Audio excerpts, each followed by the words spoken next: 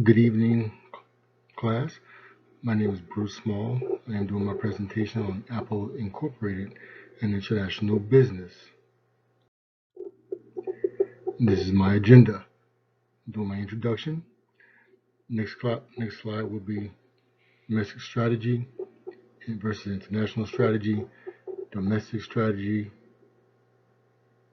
international strategy of Apple Incorporated, followed by difficult or ease in entering a foreign market, followed by the fifth slide being benefits of entering a foreign market, the sixth slide being risk of entering a foreign market, seventh slide, Apple Incorporated entering a foreign market, eighth slide, advantages of joint ventures, ninth slide, disadvantages of joint ventures, 10th slide, Apple Inc. and joint ventures opportunities, the 11th slide being Apple is on the right path with this business plan. Introduction. Apple Computer, founded as a garage startup by Steve Jobs, Steve Wozniak in '76.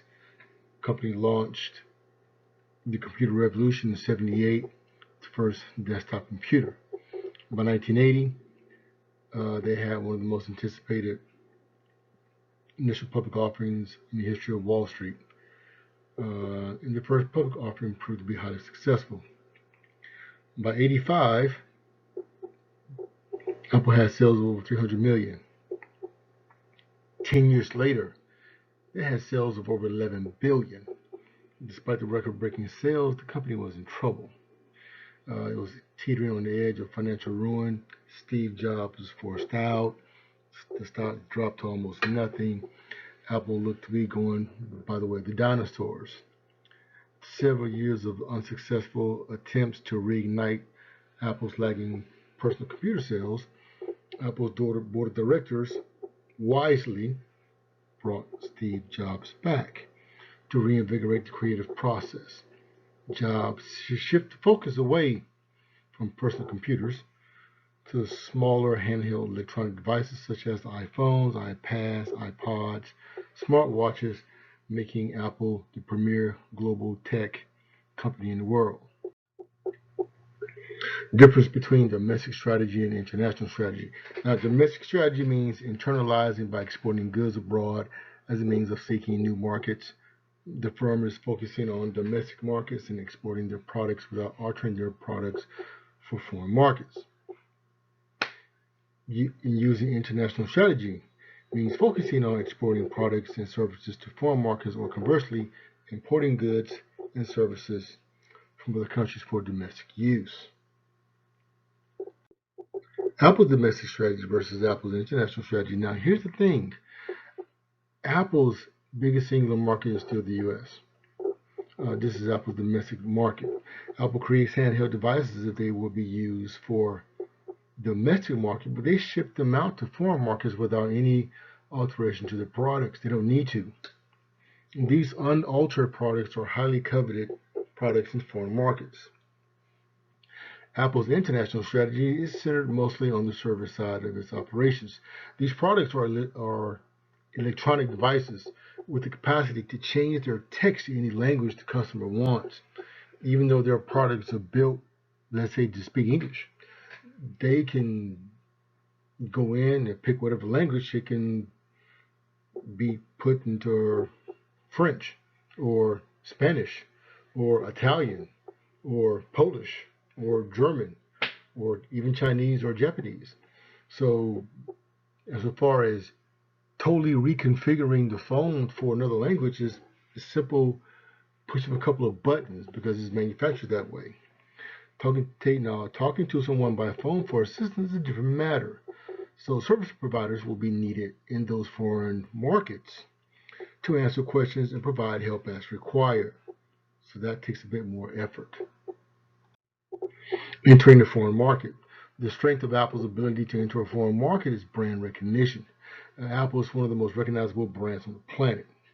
Regardless of the product, Apple Inc. is on the same level of recognition as Coca-Cola, McDonald's, and the Disney brand. Apple products are everywhere, even if those products are not sold there. Bought in one location, transported to another location, the Apple logo prominently displayed. The product advertises itself even if before Apple formally enters the market. And the benefit of entering a foreign market, there are several benefits to entering a foreign market. As with any venture, timing is everything. If the firm moves too soon or too late, the endeavor can be quite costly or the profit margin might not meet desired expectations. There are these potential advantages to consider. Increased revenues, lack of competition, always good to be the first one. Easier cash flow management, benefit from currency exchange, access to export financing, and disposal of surplus goods. The risk of entering the foreign market, there are always risks. With advantages come disadvantages of risk to entering a foreign market. Most of the disadvantages of circumstances beyond the control of organizations entering the foreign market, and that is why it is critical for the organization to choose the right foreign market at the right time and execute a well-conceived strategy. Some of the disadvantages would be unstable government, sovereign risk, unstable foreign exchange, liquidity risk, systematic risk, weak or out-of-date infrastructure, and a cultural risk. Apple strategy for entering a foreign market. Apple strategy for entering the market in some developed countries is unique. Apple does more than just establish a presence there by opening a few stores. Apple builds manufacturing centers, which help us establish a significant presence in the area. By providing jobs to the local economy, it gains a foothold in the local community. Apple's centers, Apple Center starts to manufacture iPods, pads, and other handheld devices. Although these products are still fairly expensive, even by U.S. standards, the items are too irresistible to pass up by the local community. Thus, Apple has its foothold in an emerging market. Its name brand is expanded, profit margin grown larger, and legion of loyal customers has expanded. Then you have the advantages of a joint venture. When two or more companies decide to pool their resources and go into a joint venture together, there are several advantages the companies might gain that will help them in the long and short runs. Some of these advantages include access to new markets and distribution networks, along with increase in capacity. There is shared risk and costs between all parties involved. Companies will have access to new knowledge, expertise, and resources such as technology. No disadvantages of a joint venture. No partnership is 50-50. In a perfect world, that would be ideal. In academia, the business world, work is never shared equally. When companies are doing a joint venture together, the objectives are vague because the partners have their own agendas. Flexibility can be restricted if one is not equally involved. There is a clash of cultures. There is just too much planning and research necessary for this to be a complete success. Dissolving the partnership may be more problematic because of the language of the contract signed before the joint venture began. Once you're in, you're in. Sometimes it's hard to get out. Apple Inc. and joint venture opportunities. Apple's had several partnerships with manufacturing companies that has helped it be successful. And these opportunities is the reason why Apple is where it is.